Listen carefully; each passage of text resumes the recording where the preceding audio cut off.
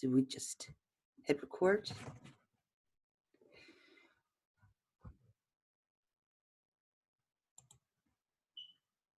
Okay, firstly, a very warm welcome to you all. And if it's not too late to say it, Happy New Year.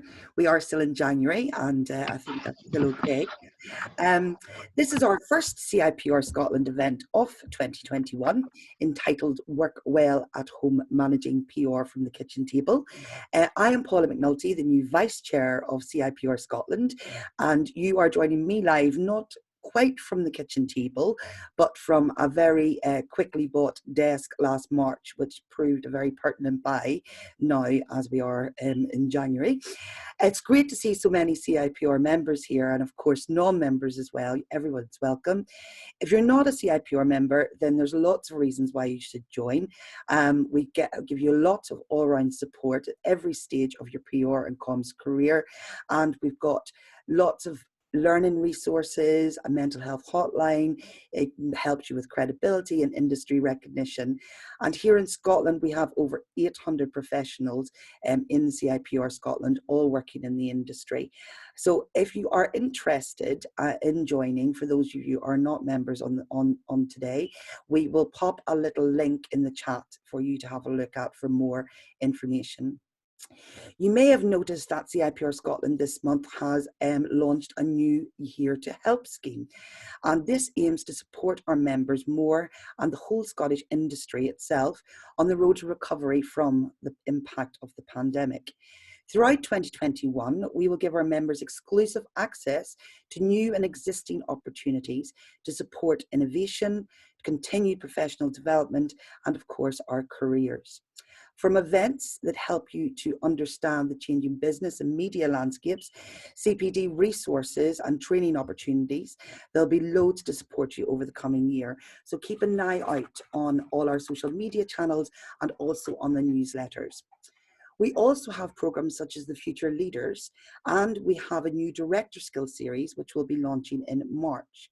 We have a mentoring scheme and other resources, including Influence Magazine, our new Engage podcast, a mental health hub, an employability hub, and an ethics helpline.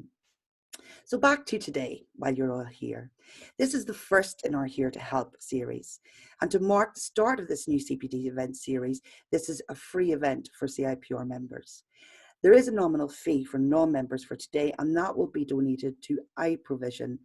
And iProvision, for those of you who are not aware, is the CIPR Benevolent Fund that supports people and members of the CIPR who have lost their jobs, income, who are really struggling. So we'll put the link for that iProvision in the chat feed as well for anyone who might want to check it out.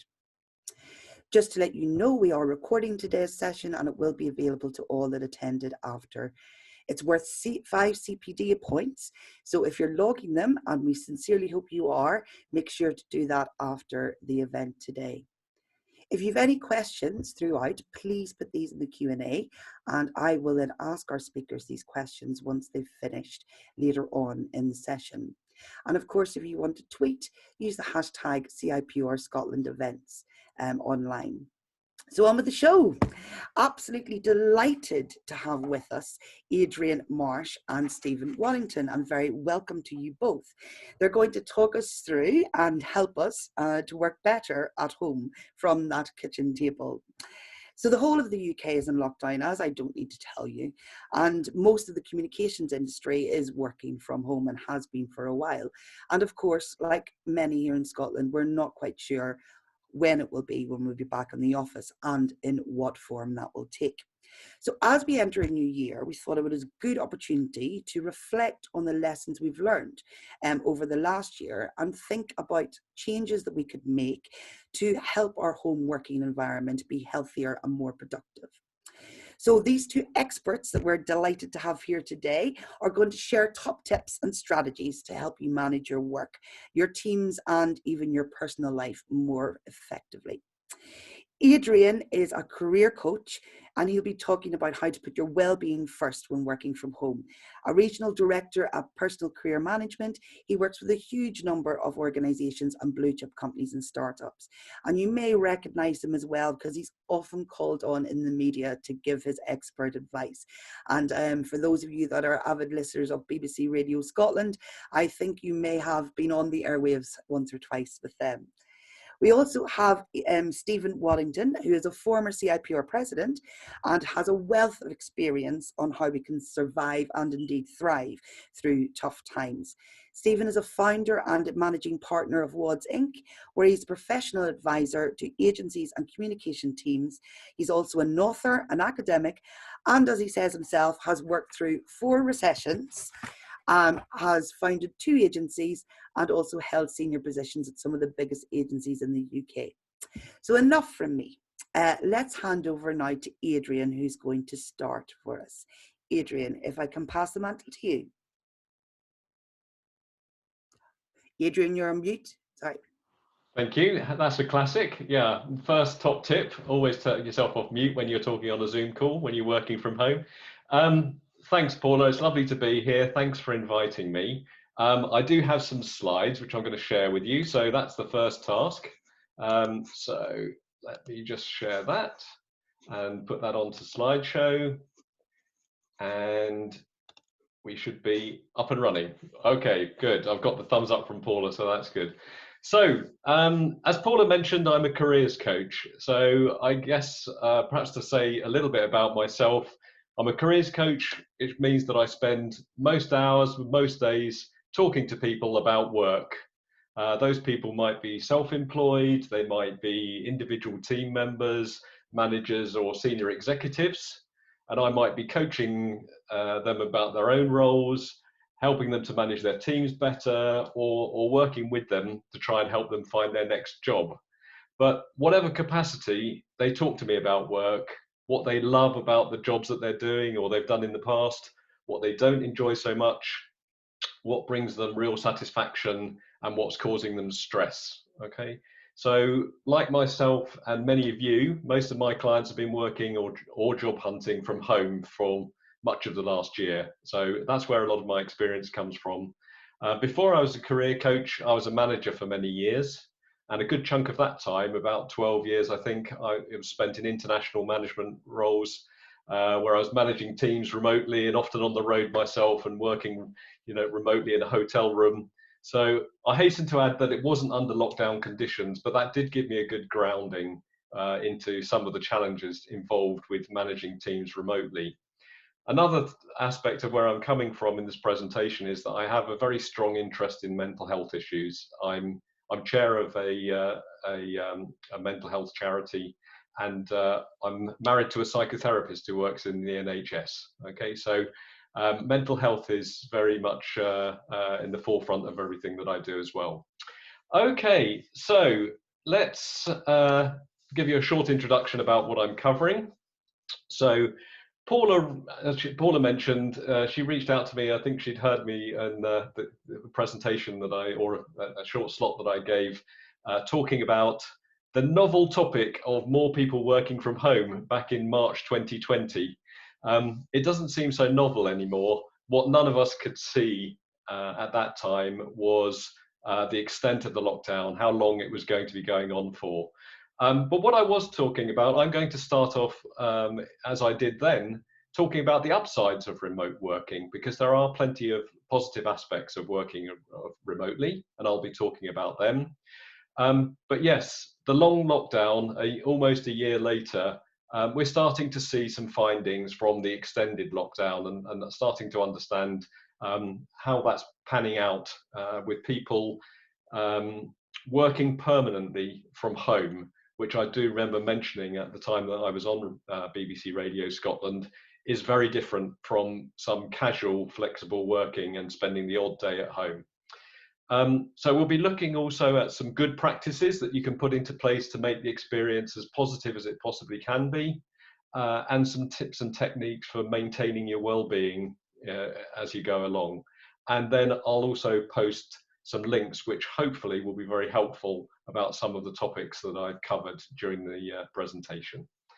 Okay, so let's start out by talking about the upsides. Well, I don't know how many of you, like me, have had times in your career when you've had a very long daily commute. I spent quite a few years commuting every day into London. It used to take 3 hours every day.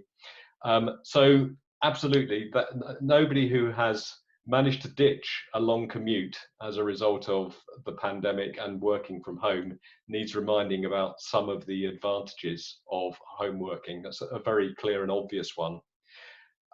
Another aspect that people really enjoy is the flexibility. If you've got, for example, other responsibilities, maybe some caring responsibilities, parenting responsibilities, it can be fantastic to have greater flexibility about the hours that you work. When we are able to travel around, which we can't now, it's also brilliant that you can work from wherever you want to and maybe mix that up a bit. There are significant savings that can come from remote working for both the employee and in the long run for the employer as well. So for employees, there's no travel costs, there are no parking fees, you don't have to go out to lunch and buy in an expensive sandwich shop your fancy coffees, maybe not your work clothes. So there can be some significant savings that come about from working from home. And for the employer, of course, in the long run, they may be able to cut down on office costs, which can boost profitability. And hopefully that will be good for their employees as well in the long run. And remote workers generally are very productive. There are some recent studies that showed, I think it was around 70% of remote workers felt as if they were just as productive as before, or actually a little bit more productive.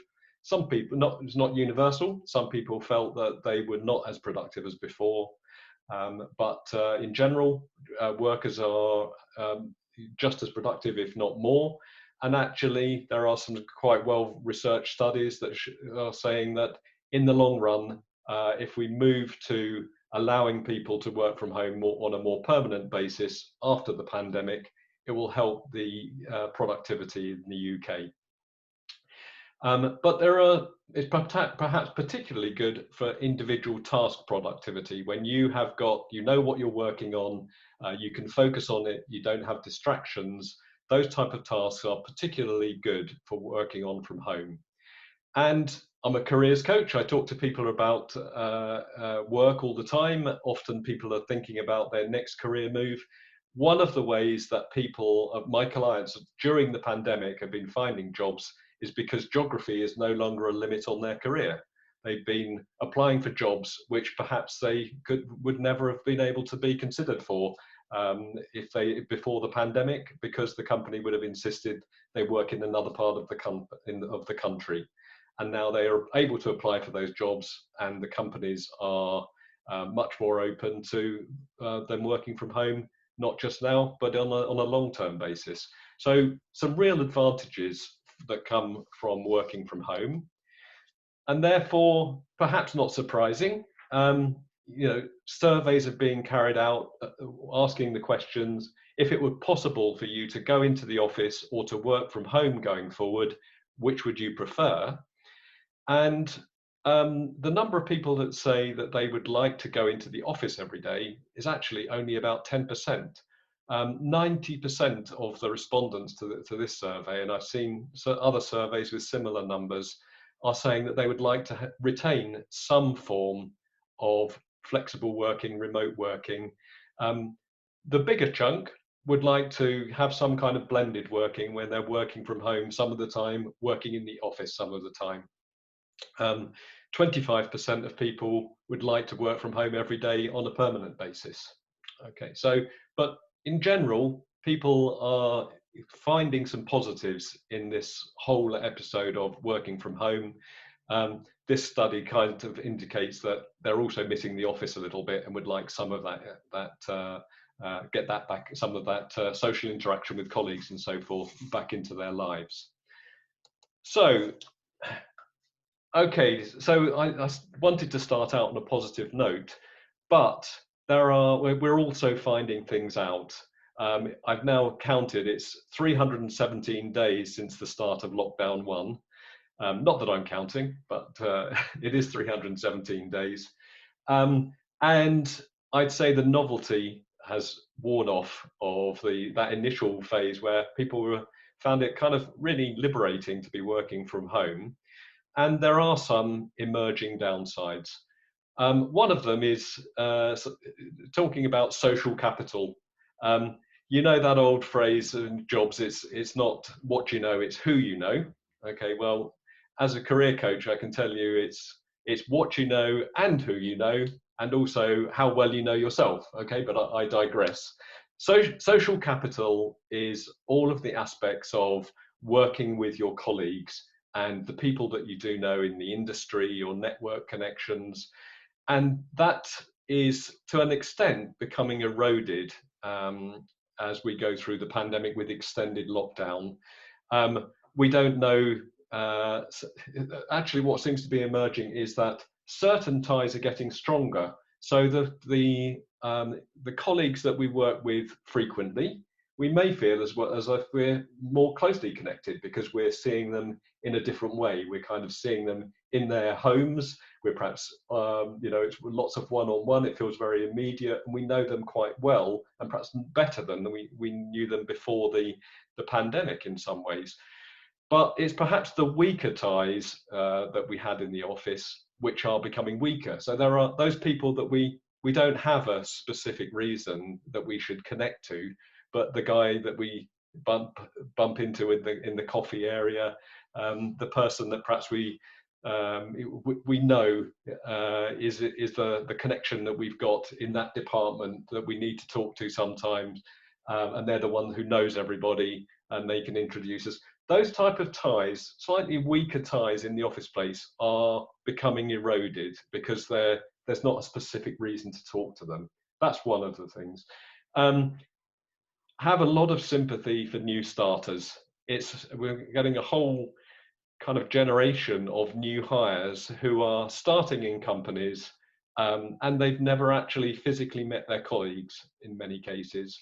All of their induction, if it's done well at all, but if it is done, it's done online. Very, very difficult for them to build that all-important network that is critical when you start a job and to feel as if you belong there, you're part of the team. So quite challenging for many new starters and handled better in some organizations than others. I talked about the productivity of advantages of remote working and how many people are finding that they're just as productive. There are some other types of productivity which perhaps are more challenging to kind of achieve the same, and it's kind of what you might call creative collaboration with colleagues, cross-functional working, that type of thing can be little bit more challenging. Personally, I've not found quite the replacement for a good old-fashioned brainstorm where you get a few good people in the room. There are tools like Zoom, it's fantastic with whiteboards and things like that, but it's not quite the same as that kind of bouncing ideas around that people are particularly good at in offices, and that's one of the things that people are missing. And perhaps one of the things which is most significant is that it's very different depending on different employees' circumstances. So suddenly it didn't really matter so much before, but now it's much more relevant as to whether you live on your own, whether you live with other people, whether you've got children, whether you're homeschooling your children, how good your broadband is, how good your mobile signal is, whether whether you are medically vulnerable in some way, or whether you're caring for someone who's medically vulnerable. This all dramatically can have an influence on how you're finding this situation. So those are very, very relevant factors, and we all need to bear it in mind for our colleagues. They may be having a very different experience from us. So there are some quite significant signals that it is having an impact on mental health. So 7.4 million people have reported feeling of loneliness at different times.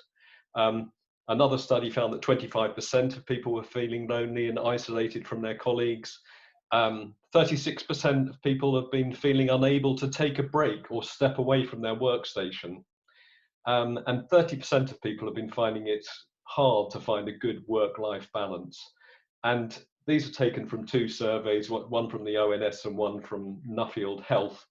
But they were taken not in the latest lockdown, so there are more severe restrictions now. So these numbers may be going up with the duration of the lockdown and you know how severe the restrictions are.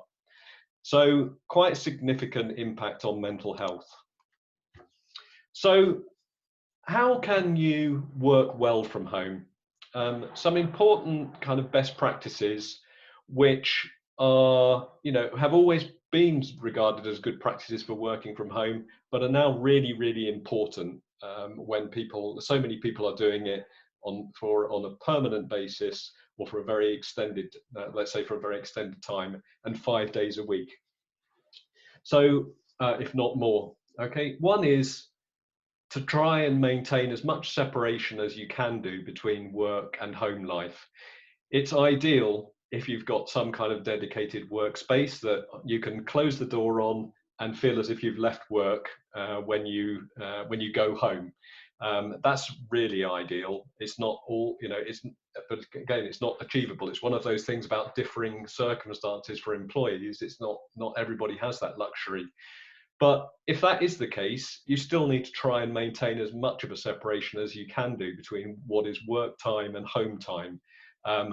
Turn off your work phone, shut down your laptop, and look at the seat and think, right, that's it, I'm leaving work now.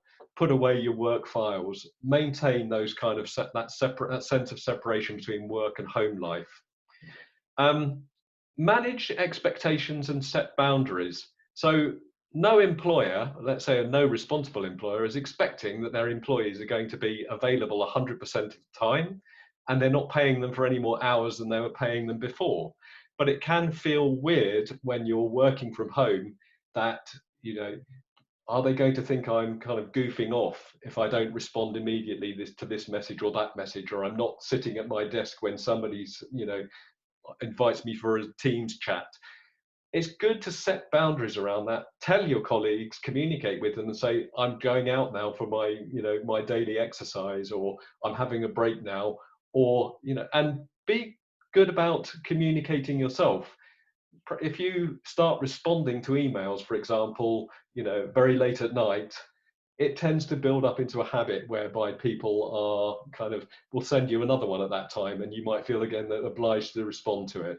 So manage expectations, set boundaries. Vary the format.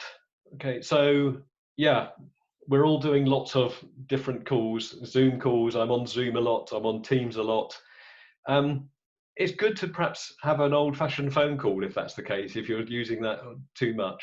If you've got a colleague that lives locally with you, perhaps do go for a walk and talk with them, you know, and talk about work. It's an opportunity to have something face to face. Vary the format as much as you can. And this one perhaps is most of what I'm talking about, by the way, is from the perspective of the individual employee. But this is perhaps one for managers, but something we can work on together is look for opportunities to create cross-functional projects. Because collaboration, we're all craving that kind of collaboration, and collaborative projects can feel like the next best thing to actual face-to-face working with people. And think about how you can most closely replicate what you would have done. I'd mentioned about the whiteboarding thing. You know, I sometimes talk with clients and say, well, you know, they're feeling that they'd really like to have this brainstorm. I say, well, maybe you can have a little whiteboard. Perhaps you can get your flip chart and put it on the screen and kind of replicate as closely as you can do what you would have done. And perhaps most important thing I can say today is we all need to treat our own well-being as an important priority. I heard it secondhand, so I can't tell you who the psychologist was, but I liked the quote, which was, we spend time on our physical health. Most of us spend at least 6 minutes a day on our dental health, okay, brushing our teeth. It's really important that we pay attention to our own well-being. And what I'm not going to do is to kind of analyze every approach that individual and make specific recommendations. It's really about finding the well-being approach that works for you as an individual. For some people it might be yoga or exercise or Joe Wicks's workouts or taking vitamin D tablets, okay? But it may very well not be for you. I'm not going to go through all of these because I clearly haven't got the time. But I'll pick out one or two things which might be kind of a little bit ironic or for a PR audience. But one of the things that people have said is taking a break from social media. We all know it, for our children, for example, or for young people. Nobody ever puts anything bad on social media. So if you're sort of struggling, and the numbers I've told you will tell you you're not alone if you're struggling. Social media can be quite unhelpful in that. I had a friend who was posting really, interesting things on social media, apparently doing lots of great things. When I contacted them and got in touch with them, I found out that actually the reason he had time to do that and put things on social media because he'd been signed off work with depression. So it can be a very different reality from what is portrayed on social media. Same thing with perhaps parents who are homeschooling and struggling with that. Everybody else seems to have got it sussed on social media. It's not maybe that helpful to look at those things. A whole range of techniques that people can use, from physical things, dancing, crafting, even if it might be as simple as painting by numbers, doing something for people, with other people or for other people. So volunteering for a charity, that might be an opportunity to actually go and work. It counts as work. You can go out there and meet people and do something that's really useful for society as well. You can buy a dog. There's the number of people who have dogs has gone through the roof during the pandemic. It doesn't surprise me. There's something about the attitude of a dog, but that may be impractical for many people, but it could be an opportunity to take a friend's or an elderly neighbour's dog for a walk. Again, do something for somebody else. Creativity, make a start on that creative project or try something totally new. Holidays, and I'll talk about holidays and breaks, okay? You can't go anywhere necessarily right now, but that doesn't mean to say that you don't need to take some time off from work, okay? So make sure that you are taking time off from work. And one thing that people say is you can't plan for anything, and that's a challenge.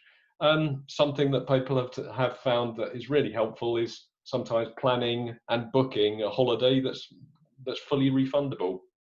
Gives them a feeling about what might be possible. And we know that at different phases in the pandemic, things have suddenly become possible quite quickly. So a whole bunch of techniques there. I hope you take a look. There are apps that people have used. One that's been recommended to me is Headspace. Some of these techniques you might well look at and think, that is just not me. I'm not going to do it. That's absolutely fine. My take-home message is it's about finding what works for you. Okay. So here are some links to talk about things that we've covered briefly. I didn't really talk about mindfulness, but again, it's a very helpful technique. There's some very simple exercises that are available on this link that I've pointed you towards there.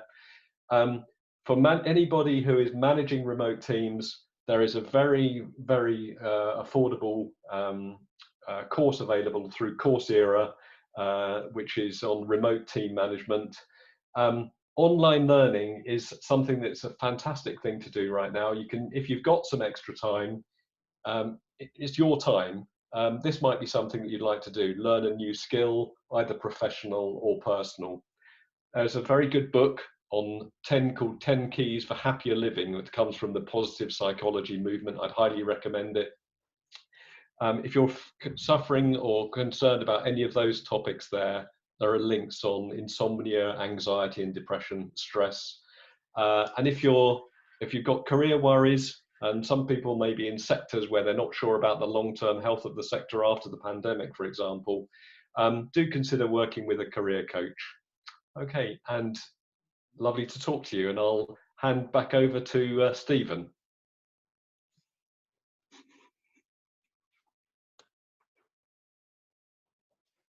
Thanks for that, Adrian. I don't know, can people hear me? I had a few audio problems at the end of that session. If you could just chip in maybe in the we can hear you. We can hear chat you. and say.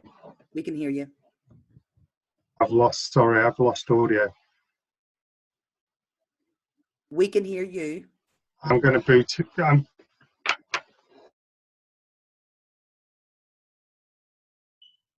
Okay, everyone. So Stephen's just coming back on again. I think that he can't hear us, but we can hear him. Sorry, I'm there. Sorry, Yeah, I completely lost audio. okay. No last problem. slide. Don't you love it? Technology. Right, am I good to go? Yes, you're good to go. Right. I'm sorry, guys, but I really hate working from home. I can't wait to get back in an office. There are lots of benefits, as Adrian's talked about, but it's really, really hard. And there you go. That's one of the reasons. The dissonance with technology. Right. So I'm going to pick up from where Adrian left off and bring some of his insights into the practical domain as it relates to our own profession. I've got a bunch of different slides here that really talk to the experience of lockdown, a little bit about my own personal journey during lockdown and what I've done, and some help and support that might be useful. I'll make a copy of this deck available after the session, so there's links throughout it that you'll be able to jump off on and check out for yourself. So first thing, when the hell are we going to get out of here, and how long are we going to face this from? Well, I've done a lot of reading around this myself, and I'm a big fan of Tim Coombs's situational planning and approach to crisis communication, and in trying to figure out how, that's my lunch coming, thank you. I'm trying to figure out how we get out of this and what an exit might look like. My only conclusion at this stage is the vaccination program is the only way the UK is going to get out of this crisis. Other measures such as social distancing, test and trace, just haven't worked in bringing the reproductive rate of the virus down to a manageable level. So therefore, if you look at the rate of vaccinations, and this is these data points have been pulled from Public Health Scotland, at the moment we're at about 2.5–3% of the population been vaccinated, and that reflects similar situation across the larger United Kingdom. That's in 20th of January. If you start to look and project what those numbers must look like in the future, we're going to be here until at least April, and that's what I've got in my mind. That actually we're probably not going to see a return to the office and status quo, pubs reopening, gyms reopening and such like in the summer. And I think as practitioners we need to get our head around that in terms of our own mental health and managing this situation, but also in terms of how we advise and work with the organisations that we work for. So I would be planning at this stage for this situation to remain in place until summer. But as any good student of Tim Coombs will be ready to flex and review that situation on a regular basis. Public relations has had a really tough time during this crisis. At least it did initially, because like the broader economy, like the broader professional services economy, it was hit by around 20 to 25% in March and April. This graph is from the latest Office for National Statistics data dump, which was October. And you can see couple of things here. The impact on professional services, which started to recover, but was slowing down when this data was published in October. That recovery was slowing down, and it's certainly nowhere near where it was originally at pre-COVID levels back in January 2020. So we've some way to come in terms of the recovery. Important point here, the crisis, and Adrian mentioned this, the crisis had a real uneven impact on the economy and society. And as practitioners, we really need to be mindful of this. And it's something that governments of the nations are really going to have to tackle as they come out, because to all intents and purposes, anyone in professional services has been working from home, and yes, it's been tough in lockdown, but we've saved money on commutes. We managed to get by. Anyone in the frontline public sector, in public services, in public health, in areas of the economy allied to retail and distribution, have been on the front line of the crisis, and we need to pay them huge respect and thanks. And then there's a third community that have been working in the areas of the economy most affected by COVID-19 that have been effectively shut down since March. So anything around culture, events, sports and entertainment, and recognition that they have had a really rough time. Part of that I would cite as well, freelance PR professionals who have been left behind in terms of support by fiscal support by governments. Recognition that they're in that third group as well, that for whom it's been really, really tough. I've used this time, and I don't know about you, but I would encourage you to evaluate what you do in terms of your practice, how you practice, and use it as an opportunity for learning, because we have time, we have a moment for reflection, and it's a good time to hit reset. So I'm going to talk a little bit about opportunities that we'll see coming out of COVID-19. And one of those opportunities is the modernisation of our workflow and what we do. And I would encourage you, if you haven't already, working within your team or working individually, working within your agency, to look at some of the tools that are available to support how we work both remotely and that we can use to automate what we do and work smarter. I mean, there's some here that I've been looking at and working with for the last six months or so, and then started to embed in my own workflow. So tools, from a data and insights and learning point of view, like Answer the Public and Consumer, to understand audiences online. Increasingly, we're all working digitally. Tools that help you create content, and there's a whole stack of these available now. I'm using a tool at the moment called Beautiful AI to present with.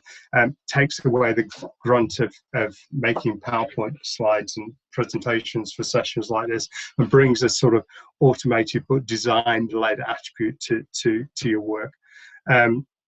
There's a whole load of tools emerged around to help us engage with publics during this time, from audio communities, own types of media. I'll look to some of the tools around them. Of course, we've all moved online. We're all working virtually, so we're on Slack or we're on Zoom, and I encourage you to consider how you will continue to use those, and once this is over.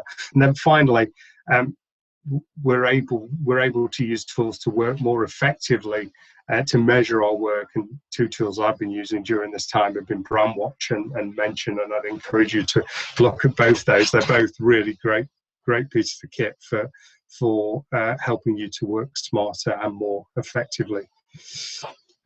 I did a piece of work for the Government Communications Service as part of a panel during the first lockdown, where we looked at the impact of COVID-19 on professional practice, and enabled us to modernise and work smart, and the impact coming out that there was likely to come out of the crisis. And you can see these 8 different areas that we identified as best practice. Now, there's a report on the GCS website you can go and pull down and have a look at, but they range from the shift to working virtual to public relations being recognised as a critical part of a management team. If public relations didn't report, public relations communications didn't report into a board level or executive level in any organisation before the crisis, it almost certainly does now, because we have become the eyes and ears of the organisation, and as organisations have become dissipated and worked virtual, we've had to be there to provide that critical function. There's a few other trends here that you might want to look at. The shift from the combination of internal and external communication becoming a single function of as organisations have needed to communicate really quickly, both with internal audiences and external. Some really good work being done there. Also, point 7, I pull out the recognition that in a crisis like this, you need to communicate with a broad range of audiences and reach all aspects of the public, and in doing that you need to recognize that different segments of the public have different communication needs. So that's a really upbeat report that looks at the opportunities coming out of COVID-19 for professional communicators that I'd really urge you to take a look at. Adrian mentioned mental health. It's been really hard. I'm working at home. I'm naturally a traveller. I enjoy the office environment, and I put on at least 8 kilos, 9 kilos during the first lockdown, just because of the sedentary nature of how we were working. And coming into this lockdown, I've made absolute deliberate attempt to correct that. So this is my local beach in Tynemouth in the northeast of England, where you'll find me on a Monday and Friday doing a workout socially distanced with a PT, and then a lockdown project which has come to pass now in fruition. We turned a shed in our garden into a sauna, which brings great joy at the end of a tough day. So that's my lockdown project. I'd encourage you to find your own and deliberately lean into them, particularly the issue around exercising, keeping fit. I've mentioned booze there as well. My wife and I noticed during lockdown we were increasingly at the end of the day, 4 o'clock, reaching for a glass of wine and using that as a means to wind down, because we didn't have the separation anymore between work and home life that Adrian talks about. And we'd made a very deliberate attempt from January to manage that and be dry. So like Adrian, I'm apt up with tools monitoring my own personal behaviour. This is an opportunity to upskill, an opportunity to look to the areas of the market where there is going to be opportunity to coming out of COVID, and we could already see them. Those areas of the economy that perform well: tech, healthcare, retail, the big shift online, the dispersion of audiences in all of these different markets. So as a practitioner, I would use this as a moment in time to look at your own skills. And this is a dashboard piece of tech that I use, developed by the Global Alliance, a framework for competency that measures communication competencies across 11 different disciplines, 37 skills in area. And I coded this up during lockdown so that individuals could score both in terms of their own capabilities and competence, but also the level to which they enjoyed a particular area of discipline. I would encourage you to use tools like this to find gaps in your own skill set, gaps where you maybe want to develop, aligned to areas of the economy that are going to perform well, and address those through your own professional development. Final point there, I developed a community of practice through the first lockdowns. Now 1,500 people that act as a hive mind, if you like, in a newsroom, and a great source of encouragement and discussion. And that's been a really useful way for me to manage lockdown, and seek out and discover positive experiences. There's people there to give me a kick when I'm perhaps in a foul mood or I need help and support, and I would encourage you to seek out support networks of those like that. And we're fortunate in the PR industry that there are lots of them, and here we are talking together as a group in the one created by CIPR Scotland. So that's me. I've got here, I'll share this presentation in a link in the chat now. There's links here, as Adrian has done, to all the content that I've discussed. So you can go and check it out for yourself. I would particularly urge you to look up the Government Communication Advisory report that was published in October on the areas for professional communication that are going to perform really well coming out of the crisis. I'd also urge you to look at the self-assessment tool for benchmarking based on the Global Alliance framework to give you an indication of how you might develop your own skills coming out of this crisis, and so make opportunity of it. With that, I'm going to stop and hand back to Paula. Thank you. Thank you very much. Thank you both. That was really great, and a lot of information there, and a lot of good tips and advice and tools that we can all look at after this session. We do have time now for some questions, and a couple of questions have come through. So I'll just kick off with one, and this is about the subject of loneliness. And this is from Dave Snedden, who talked about his organisation recently surveyed the team and discovered that loneliness was a pressing issue for a portion of them. What approaches would you suggest for tackling working from home loneliness? I think obviously there's been a few tips throughout both of your presentations on that, but just directly on that subject area, which is connected a lot into obviously mental health well-being, is there anything else we can tease out that would help people deal with that subject? Yeah, shall I take a stab at that one? Sure, Adrian. Yeah.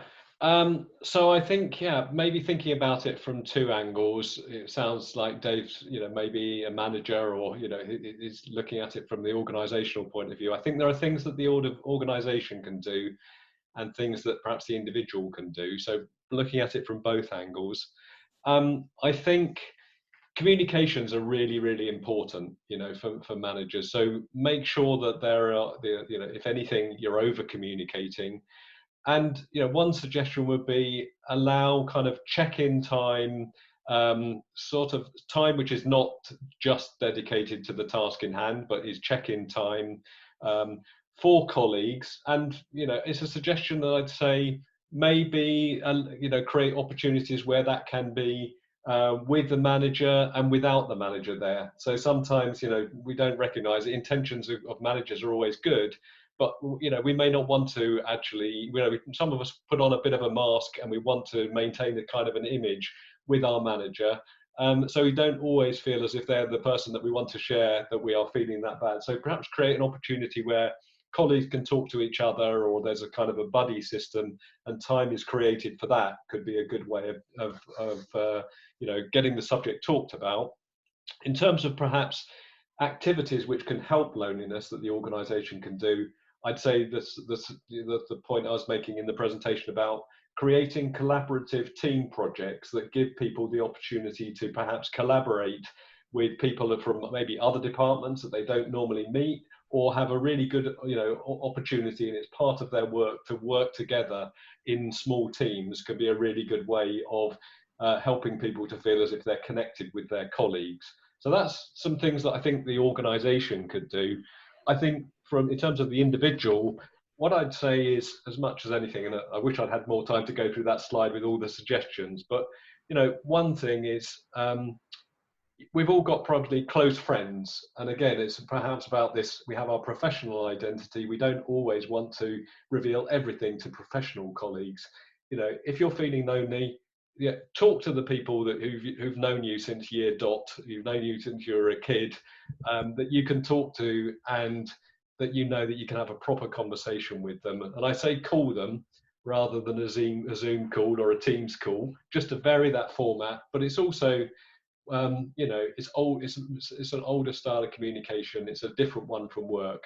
Just reach out to your friends and connect with them, tell them about how you're genuinely finding it, and find out how they're genuinely finding it, and sort of call them, rather than thinking just because they put something on social media it means that everything's fine for them and you're the one that's, you know, not that's struggling. You'll probably find that some of your oldest friends, you know, I don't think anybody is finding 2020 was their top year of all the ones they've experienced. So you'll probably find that other people have got that.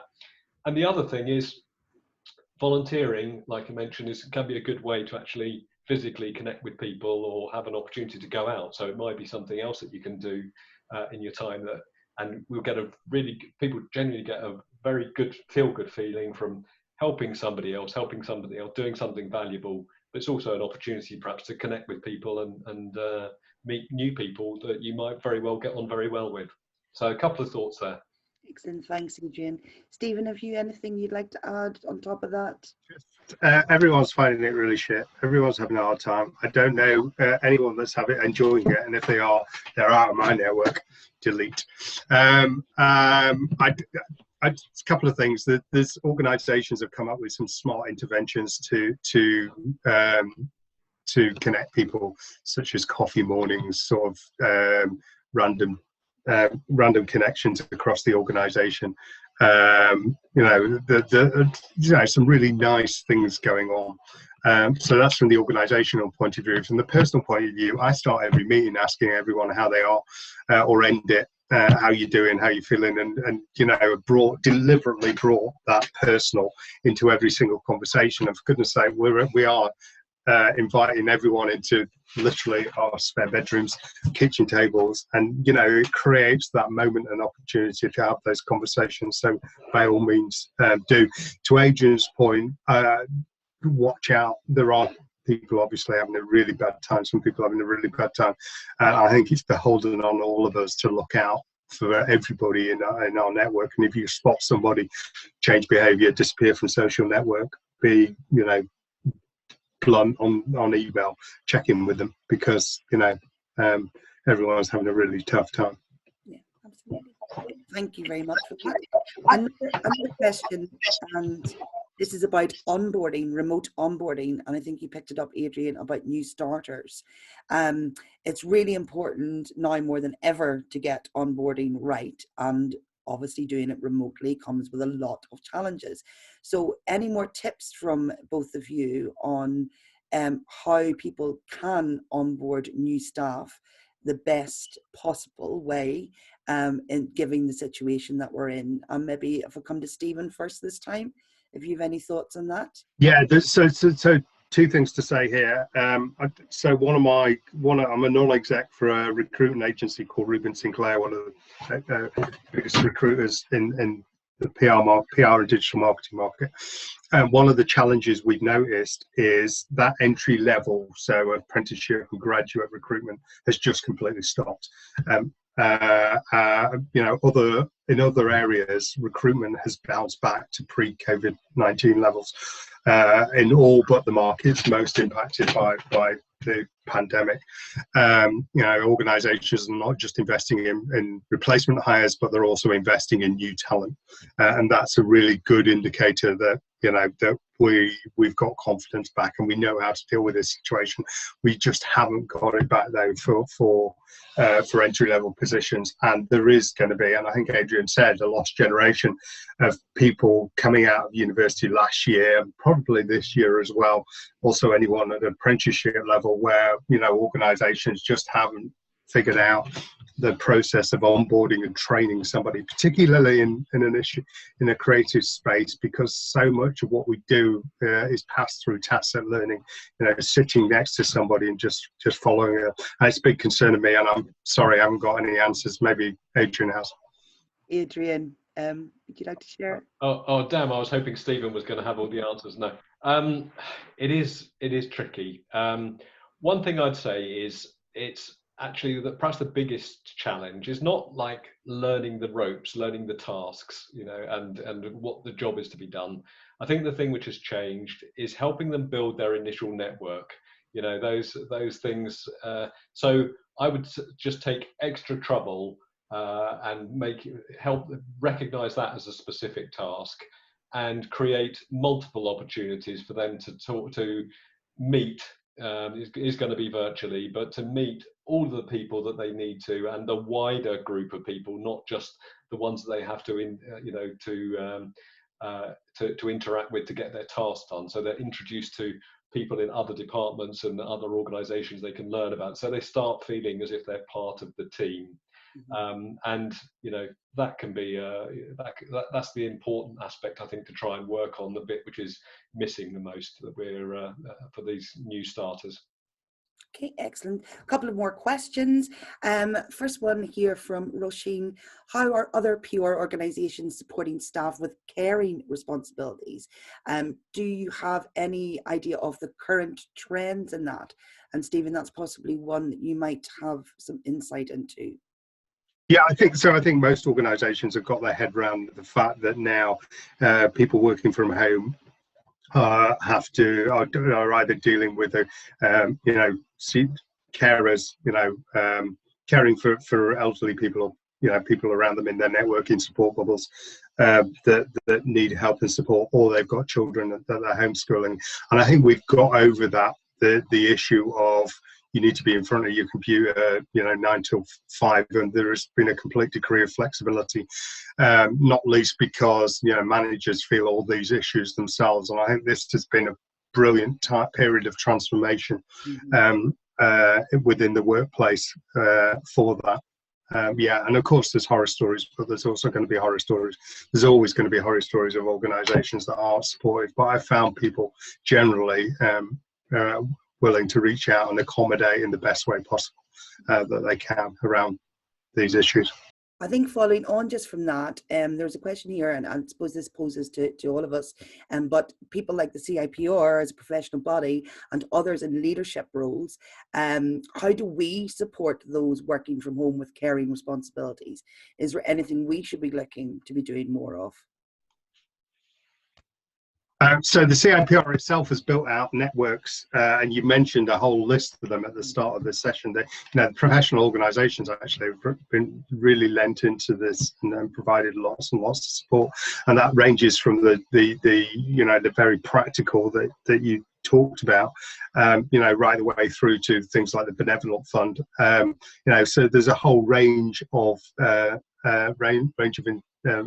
of aspects there to provide support, and I'd encourage people to seek out networks like CIPR Scotland for sure. Adrian, just the point on from a leadership point of view, is there any more guidance or tips that you would give us as leaders to help people with caring responsibilities? Well, I think it's something which perhaps helps everybody, but perhaps maybe they would be the ones who would, they would particularly benefit from this. And Stephen and the rest of you will know about the PR industry better than I will do specifically, but it's to make sure that all the ways that sort of we're measuring performance, if you like, are very much linked to outcomes rather than anything which relates to effort or being there at a particular time. That can really take the pressure off. So and I think some industries have been better about doing that, sooner rather than later. But that's one thing which can really help. I don't know how that translates into the PR industry particularly, but making sure that people feel as if they can contribute and find their own way to contribute, rather than having to, it's going to count against them somehow if they're not at this meeting or at that time. Those type of things. So they've got maximum flexibility to be able to do things in their own way. Great, excellent. I think it was time to squeeze in one last question. What can we do to help ensure people who can no longer work during the shielding and make them continue to feel valued and not feel a divide from their colleagues who are working on the front line?